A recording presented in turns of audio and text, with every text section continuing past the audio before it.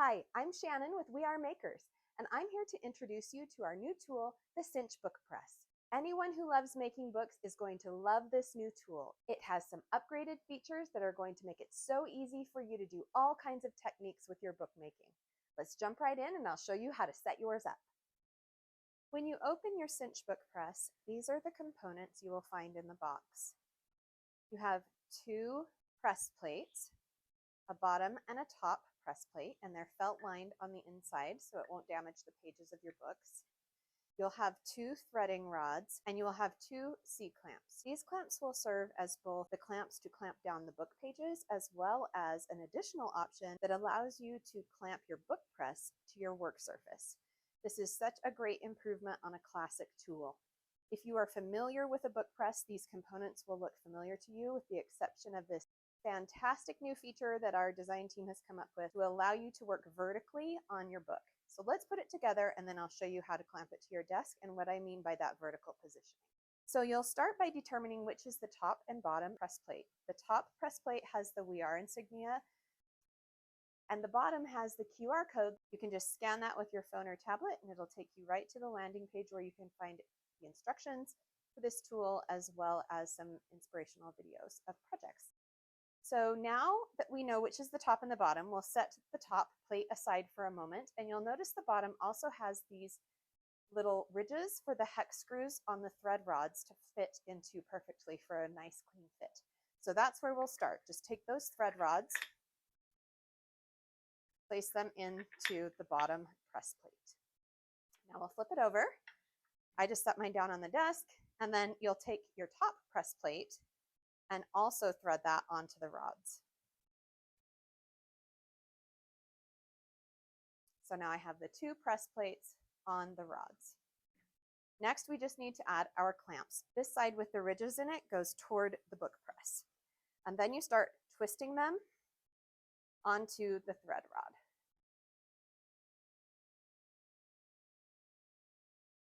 The first time you put them on, you may need to twist them for a while, but as soon as you start to see that thread rod coming up out the bottom of the clamp, you're about there. And you only have to do that really the first time that you use it. Let's put the other clamp on. Show you from a side view. I'm just literally just twisting this clamp and screwing it down onto the rod. I find it a little faster going this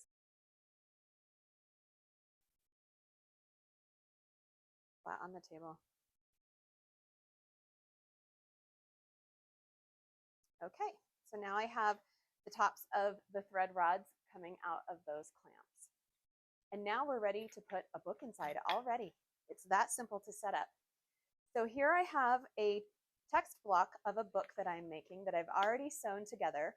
And now I'm to the phase where I need to put glue along the stitch lines to reinforce it. So I don't want any glue getting in between the pages of my book, in between my signatures where those little gaps are where I've sewn. So I want to clamp it tight before I put the adhesive PVA glue on there to seal it tight. So all I'll do is slide the book into the press. And for this application, I actually do want a little bit of my book edge to be above the book press plate. Now, for some things like watercolor painting on my foredges or other techniques, I may want that completely flush, which means I would just push it all the way in, right? So that would be flush. Or I can have it coming out just about 1/4 of an inch, and it still cinches it tight enough that the glue doesn't get in between my signatures, but that way I have a little bit more wiggle room to play with. So you'll notice that I've centered my book in the press. My book is about 8 inches tall, but this will go up to 11 inches. So you can fit in an 11-inch tall stack of pages inside the book press between these two thread rods. Now we just need to tighten it down and get it ready to glue. I get it about centered-ish, and then all you do to tighten is twist these same clamps. Make sure that this is why I like to do it on the table. I make sure those thread rods, that they don't come out the bottom plate, because it's this top clamp that's holding it in place there. So I'm just going to twist this down until it's starting to get a little bit of resistance. And then I'm going to go to the other side and bring it about to the same point. We want even pressure across the whole plate. So just as it starts to get tight, and then I can adjust my book. And now you'll notice what we're going for is even spacing on both sides. And we want it tight, but not so tight that this begins to squish down on the ends. Resist that urge to tighten them as tight as you can, thinking that that's the best way to get tight.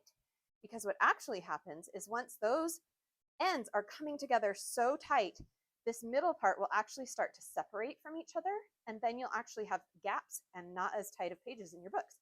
So you just want even, taut pressure.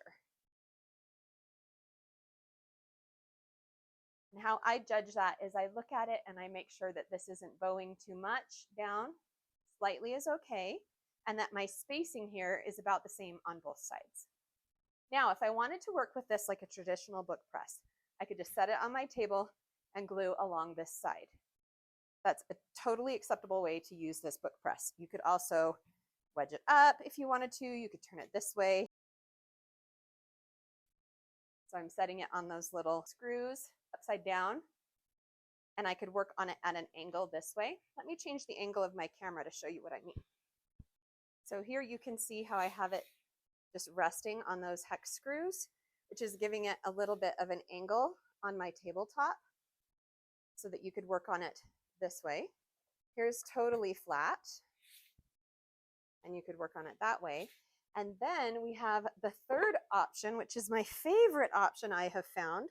I never knew I wanted a book press that could do this until I had one that can do it, and now that's all I want. So let's clamp it to the edge of our table. So how we're going to do that is our table is going to go in the spaces here. And let me just move my camera angle one more time. So now I can take those two clamps and just slide it onto the edge of my table.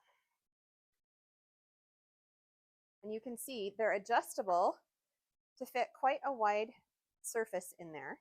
And then you just twist on these to raise that table clamp knob up to where it firmly holds on the edge of your table. So I'll do that now.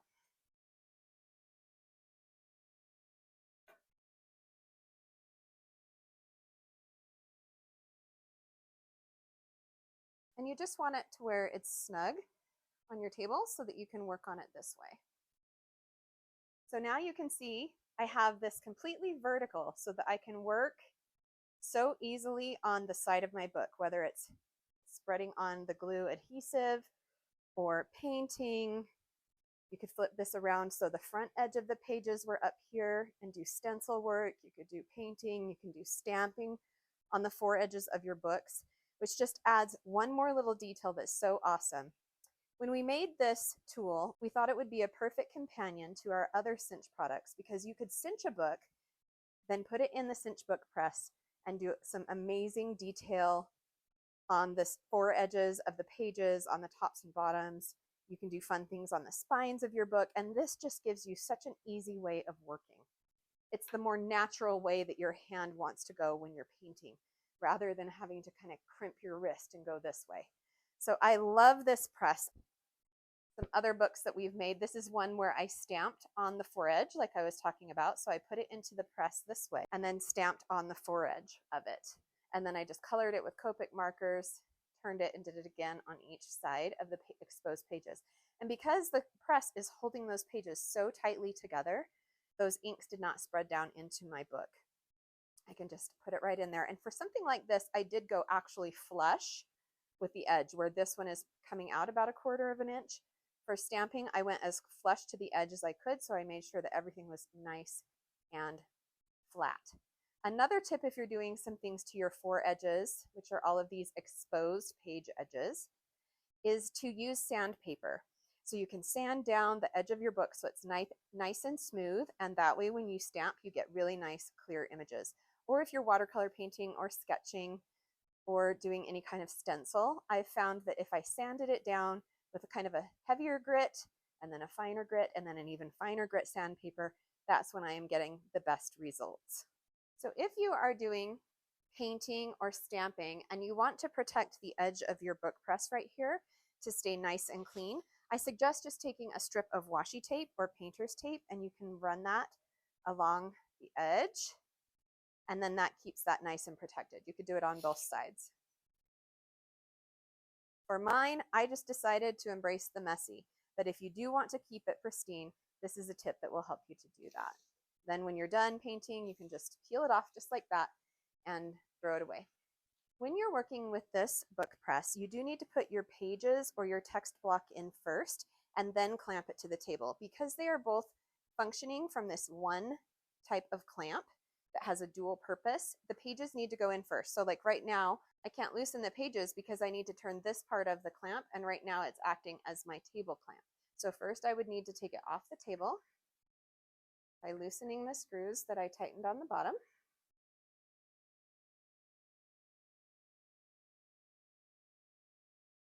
And then once it's on my table, that's when I can release my text block or my pages from the inside of the press. And there you have it. That's the Cinch Book Press. It's such an excellent basic tool that has been upgraded with even cooler features than you can find on any other book press out there, which is just what We Are Makers is known for. I'm really loving using my new book press, and I hope that you will love yours too. In fact, I'd love to see what you are making in your book press. Make sure to tag us if you post your projects to social media so that we can see all the wonderful things that you're making out there with yours. Also, remember, you can always go to the QR code to find instructions and more inspirational videos. These are some of the books that I'm in the middle of making and have already made, and I just can't wait to see what you do with yours as well.